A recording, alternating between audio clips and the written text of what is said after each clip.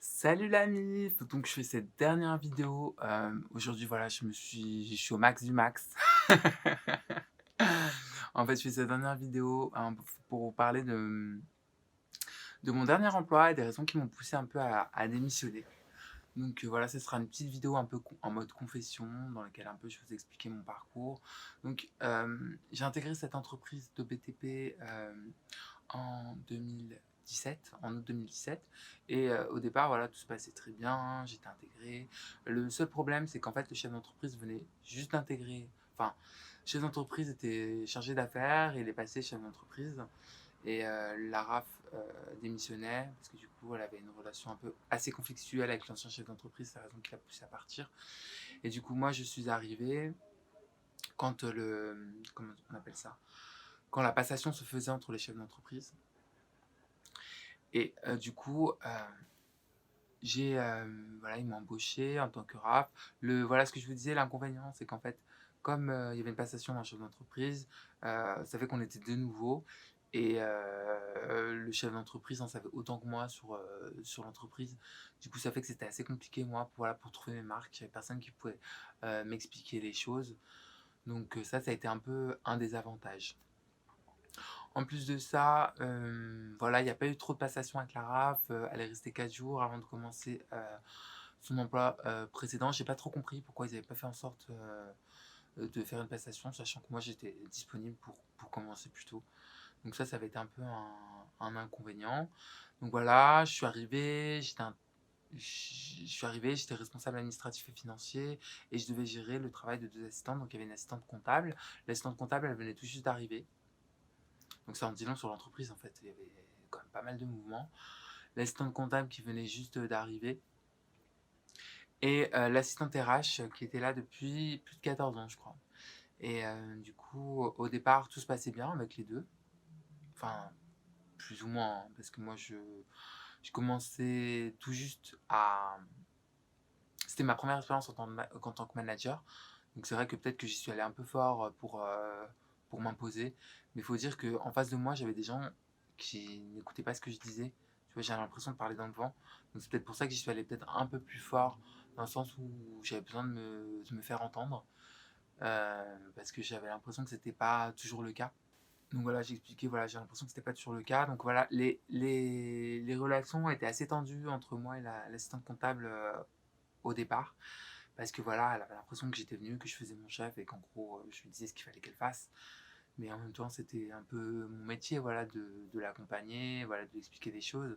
D'autant plus que, comme elle venait d'arriver, elle en savait pratiquement autant que moi. Par contre, avec l'assistante RH, ça se passait bien au début, très très bien au début. En fait, ça a été l'inverse avec l'assistante comptable et l'assistante RH.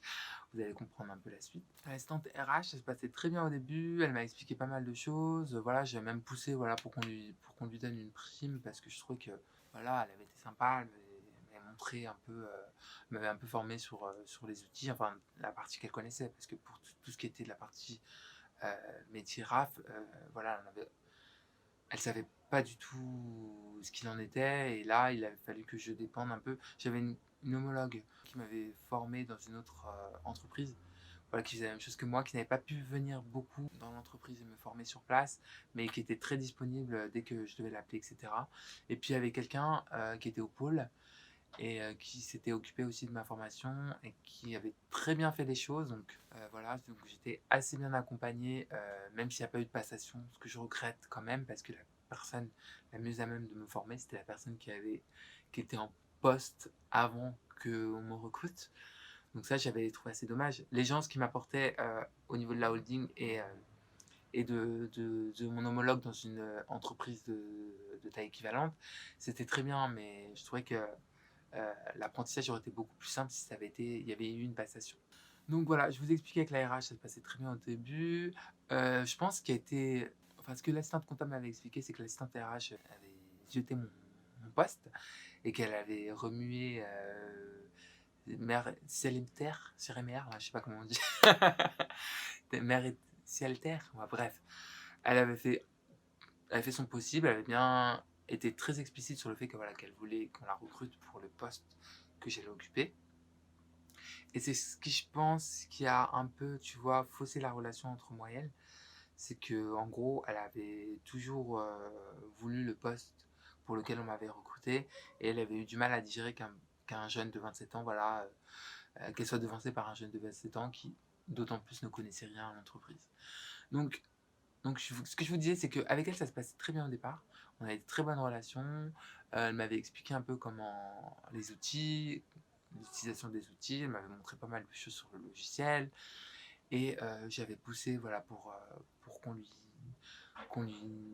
lui octroie une prime, etc. Donc avec elle, ça se passait très bien au début. Par contre, avec l'assistante comptable, voilà, il y avait un peu de confrontation. On cherchait chacun notre place. Et voilà, moi qui ai essayé de m'imposer en tant que chef, elle qui essayait de voir jusqu'où elle pouvait aller, peut-être, voir si je pouvais lâcher du lest ou quoi sur certaines choses. Donc voilà, on s'est un peu testé, je pense, au début, ce qui est tout à fait normal, hein. Je conçois qu'au départ, on ne sait pas comment les gens agissent et qu'on a besoin voilà, de les confronter peut-être un peu à leurs limites pour savoir jusqu'où peuvent aller. Et du coup, voilà, les relations étaient un peu difficiles au départ. Donc voilà, ça a duré 1 an, 2 ans. Il faut savoir, c'est que il y avait eu un bilan professionnel et avec cette fois l'assistante RH, je m'étais permis de regarder un peu ce qu'il en était pour l'entretien professionnel qu'elle avait eu. Donc en gros, c'était les possibilités de promotion, etc. Et j'avais vu que mon chef d'entreprise, en gros, sous 2 ans, en gros, lui avait fait miroiter un poste de responsable administratif et financier, donc en gros l'équivalent du poste que j'occupais. Mais je ne sais pas s'il a été totalement explicite sur le fait qu'en gros elle n'allait pas pouvoir prendre ma place. Dans tous les cas, voilà, le temps a passé et on va dire 2 ans après qu'on m'ait embauché, un peu moins de 2 ans après, elle a commencé à péter un plomb et elle allait voir mon chef pour lui demander ma place alors que j'étais en poste. Donc mon chef lui a gentiment dit que voilà, que c'était pas possible, euh, que ça se passait bien avec moi, qu'il n'envisageait pas de me remplacer. Et du coup, voilà, la situation juste après qu'il lui ait refusé de lui donner mon poste était assez invivable au sein du service financier. Donc elle ne me parlait pas. Voilà, et pour autant, elle n'avait pas le choix parce que compte tenu que j'étais voilà, son N+1, enfin, toutes les décisions, tous les parapheurs, les signatures pour les paiements, etc., devaient passer par moi. Et pour autant, voilà, elle faisait en sorte voilà, de totalement m'ignorer. Donc ça a duré quelques temps, etc. Euh, et sous les conseils, avisés ou non, je sais pas, de mes collègues, j'ai décidé voilà, de la recevoir entre quatre yeux pour lui expliquer que, voilà, que la situation était invivable et que peut-être qu'il fallait qu'on fasse quelque chose, voilà, parce que l'assistante comptable n'avait pas à subir cette ambiance-là, et d'autant plus les autres salariés. Et du coup, j'ai reçu entre quatre yeux, je lui ai dit, ouais, est-ce que tu penses qu'on peut faire quelque chose pour améliorer la situation? Qu'est-ce que toi tu peux faire de ton côté? Est-ce que tu serais prête à faire quelque chose pour améliorer l'ambiance? Et là, elle m'a regardé, tournant les yeux, elle m'a dit non. Donc moi j'étais assez choqué. Et après j'ai vu que voilà, le ton montait, qu'elle n'était pas prête à entendre ce que j'avais à lui dire. Et du coup bah, je lui ai dit que le mieux voilà, c'était qu'elle retourne à son bureau et que c'était pas la peine, voilà, que c'était une conversation voilà, qui n'allait pas pouvoir aboutir et que de ce point de vue là je préférais qu'elle retourne dans son bureau et qu'on en arrête là. Et la semaine d'après, voilà, elle s'est mise en arrêt maladie. Elle s'est mise en arrêt maladie et du coup j'ai dû récupérer tout ce qui était RH, gestion de la paye, etc. Donc on va dire que j'ai tenu 8 mois, 8 mois à faire un peu tout, à faire la paye, à faire la compta, à faire les clôtures de la paye, les clôtures de la compta. Et après ça, bah voilà, j'ai pété un plomb. Ce qu'il faut savoir, c'est que entre temps, on avait eu la rupture d'une période d'essai et que mon chef à ce moment-là s'était pris pour un juriste en droit social et qui n'avait pas jugé utile de faire valider le courrier auprès de la holding, auprès des juristes en droit social. Et du coup, il s'est avéré que voilà, je me suis basé sur un de ces courriers pour établir une fiche de paye. Et moi, j'avais une confiance totale en lui. J'étais persuadé qu'il avait pu faire valider ce courrier auprès de la holding. Et en fait, il s'avérait qu'il n'avait pas du tout fait valider ce courrier. Donc moi, je me suis adressé aux gens du pôle en leur expliquant que moi, je m'étais appuyé sur ce courrier et que ce courrier, voilà, que j'étais persuadé qu'il venait de chez eux. Voilà, qu'il avait au moins été validé par la juriste en droit social de la holding. Ce qui n'avait pas été le cas. Et du coup, peut-être que j'ai pas mis les formes pour leur expliquer que j'avais besoin d'aide pour corriger ce bazar, pour établir une fiche de paye correcte. Bref, je n'ai peut-être pas mis la forme.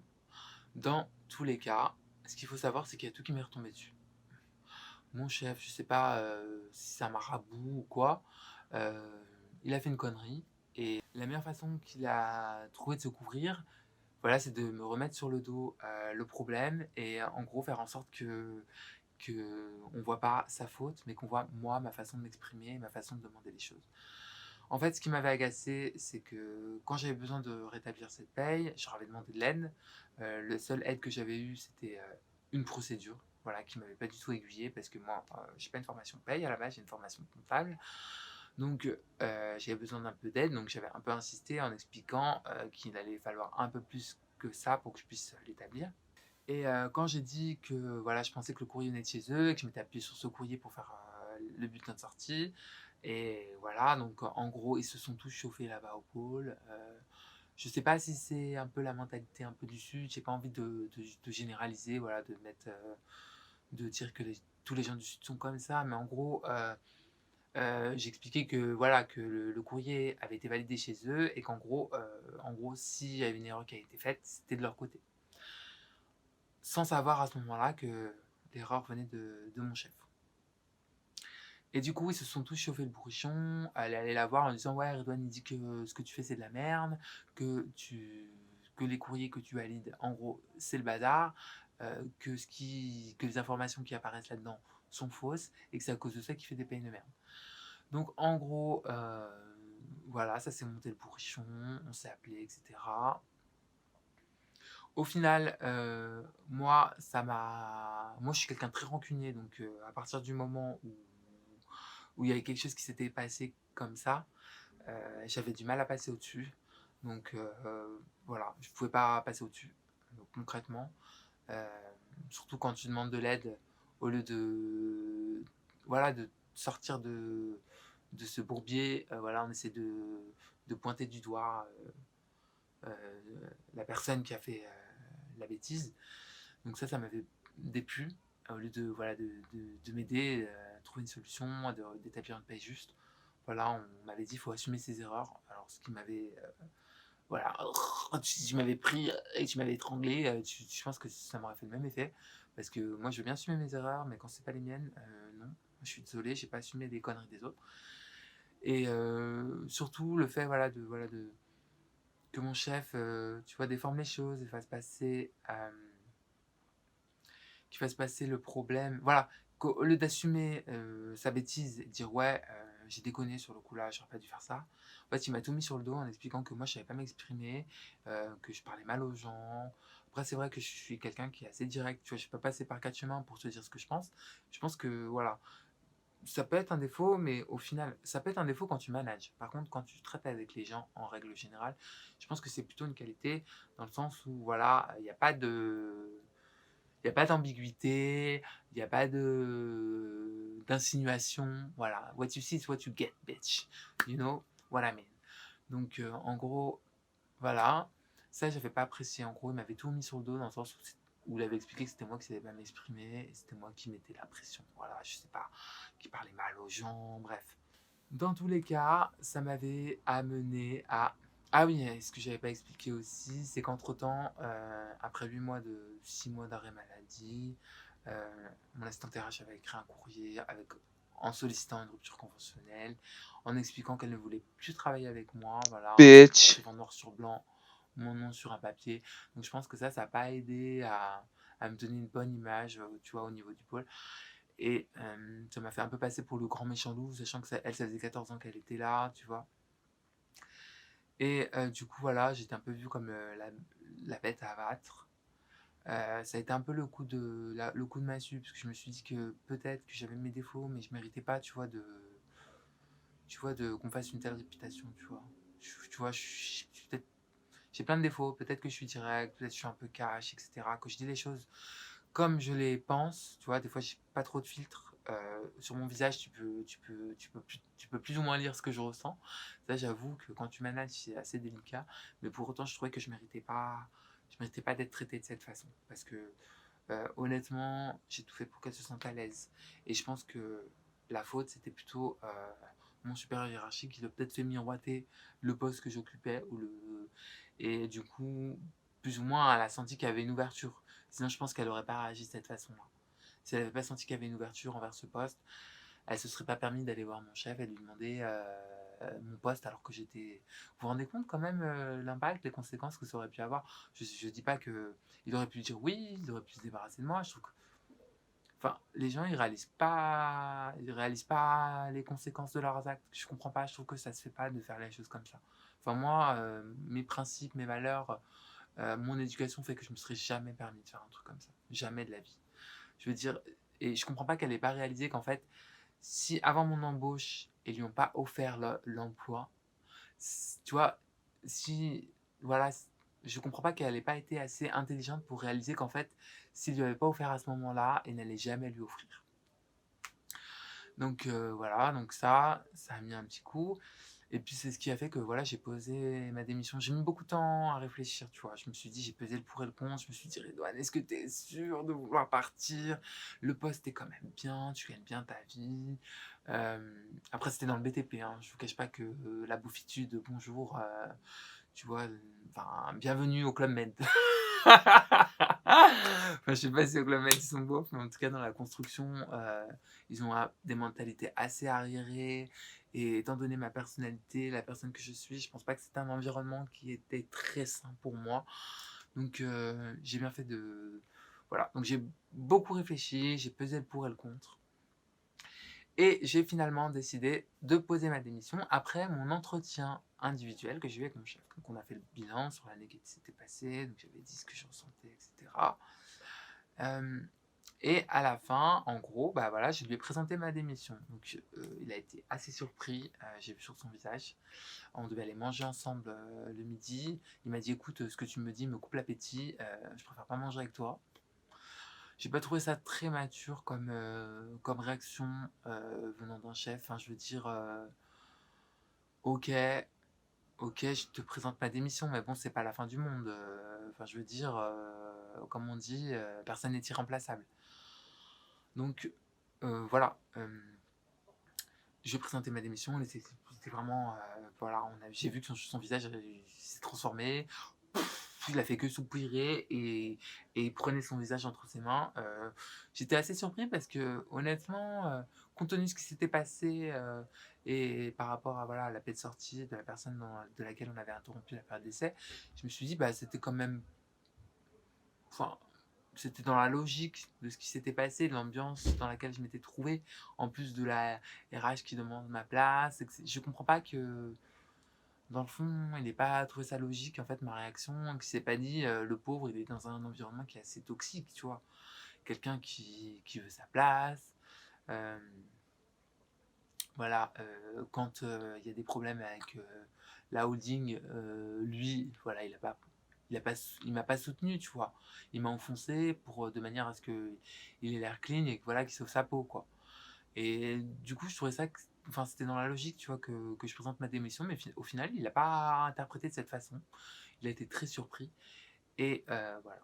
Donc, en fait, moi, j'avais démissionné à ce moment-là parce que je savais qu'en fait, j'allais devoir présenter l'arrêté des comptes.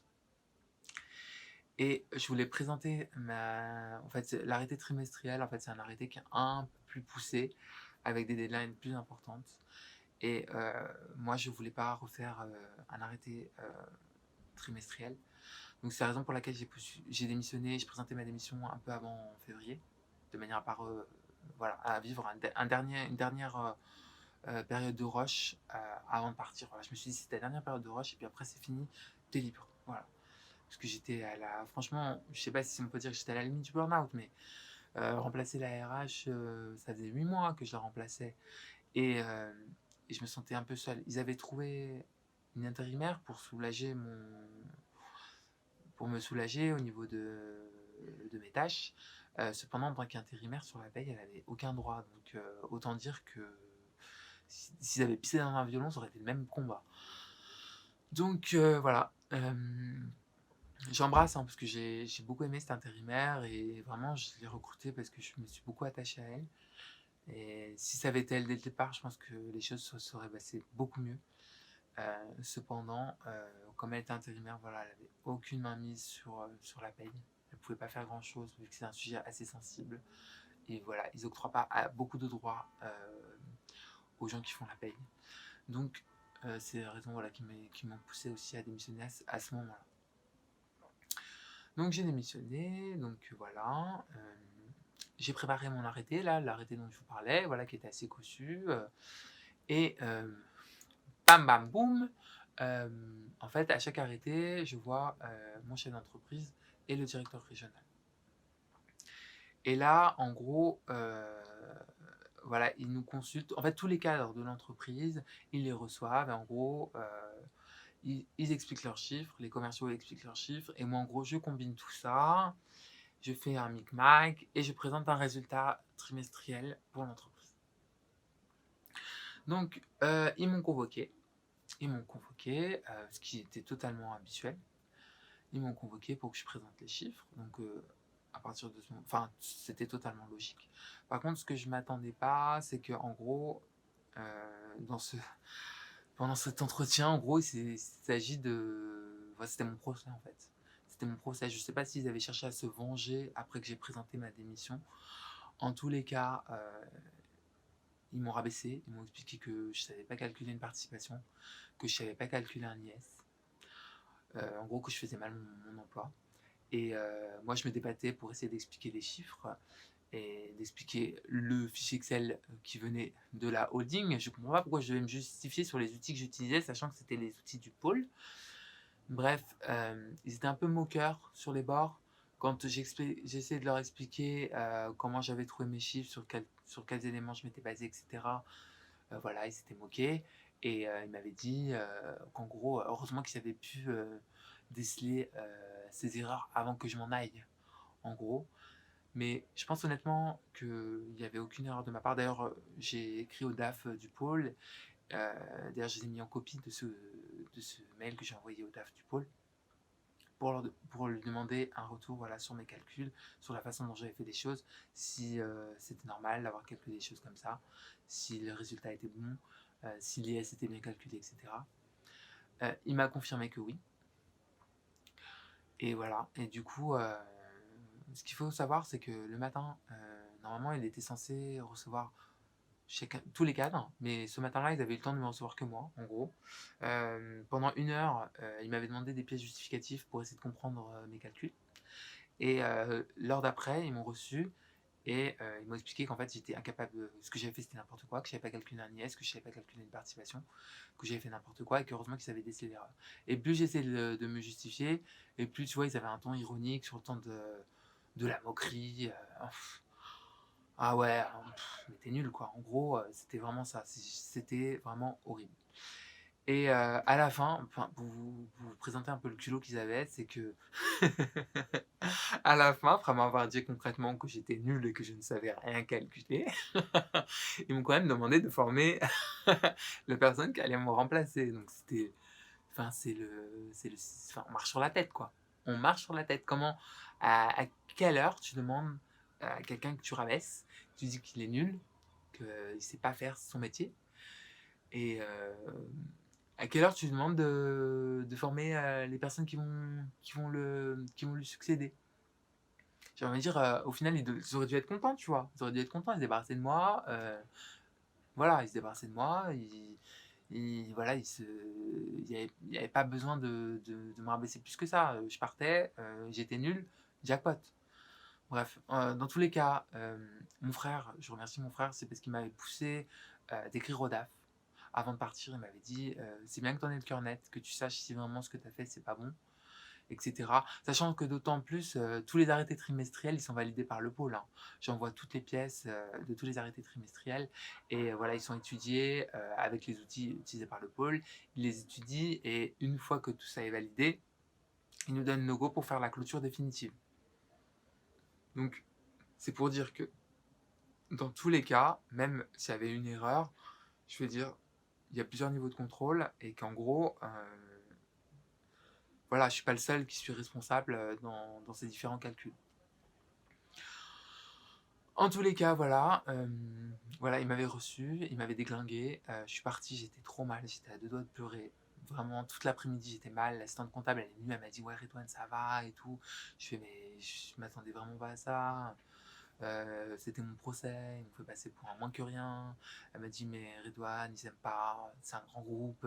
Pour eux, tu vois, c'est le poste de rêve. Ils comprennent pas que tu t'en ailles, etc.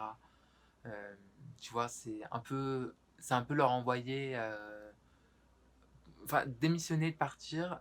C'était une déclaration, en gros, de leur dire que, en gros, non, ça me convient pas, j'en veux pas de votre poste, prenez-le. Il l'avait un peu pris comme ça. D'ailleurs, à la fin de l'entretien, il m'avait demandé ah, ça va, c'est une libération pour toi. Je lui ai dit non, non, c'est pas une libération. Je lui ai expliqué ce que je disais à tout le monde. Je lui ai dit j'ai pesé le pour et le contre. Je me suis rendu compte qu'en fait, dans ce poste, les missions que je réalisais, elles se rapprochaient plus de missions administratives que de missions comptables. Et que moi, en gros, je voulais être comptable. Je voulais pas être secrétaire du chef d'entreprise, assistante de direction. Et j'avais plus ce ressenti-là. Et c'est la raison qui m'a poussé en fait à démissionner. Tu vois, c'était pas du tout. Enfin, si, dans le fond, il y avait quand même la relation avec l'assistante RH, la relation qui s'était un peu. Euh, dégradé avec les gens du pôle par rapport à ce qui s'était passé. Et moi, je vous ai dit, je suis très rancunier, donc j'avais vraiment beaucoup de mal à passer au-dessus. Donc, du coup, voilà, je lui ai annoncé ma démission. Il n'a pas apprécié la chose. Ils m'ont reçu en entretien. Ils m'ont déglingué pour me faire savoir que ça leur plaisait pas. J'ai trouvé que c'était pas terrible. Bref, je sais pas si c'est le destin ou Dieu ou etc. Mais en tout cas, j'ai eu beaucoup de chance parce que 2 semaines après, le Covid a pointé le bout de son nez. Et du coup, je n'ai pas eu à faire euh, un préavis de 3 mois dans un environnement aussi toxique. Et ça, je ne serai jamais autant reconnaissant au destin. J'avoue que le Covid, ça a été une chose horrible. Il y a beaucoup de gens qui sont morts et tout. J'en suis désolé, c'est pas ça que je suis en train de dire. Je suis pas en train de justifier le fait que les gens soient morts, etc. Je dis juste que moi, ça m'a permis de réaliser un préavis à distance en télétravail et que vraiment, ça a été une bénédiction. Parce que je pense que j'aurais pas supporté de réaliser ce préavis en présentiel, d'autant plus ce qui s'était passé, quoi. Donc voilà, voilà, c'est ce qui a fait en gros voilà, que j'ai démissionné. Dans tous les cas, même après ma démission, tout ce qui a été réunion avec les autres, parce qu'on faisait des réunions, en fait, on faisait beaucoup de réunions, enfin, tu connais, télétravail, beaucoup de réunions sur réunions, réunions sur réunions. Et même dans mon départ, je trouve que les choses n'ont pas été faites de la meilleure des façons, tu vois. Et voilà, dans le sens où on n'a jamais vraiment dit que je m'en allais, on n'a jamais vraiment dit que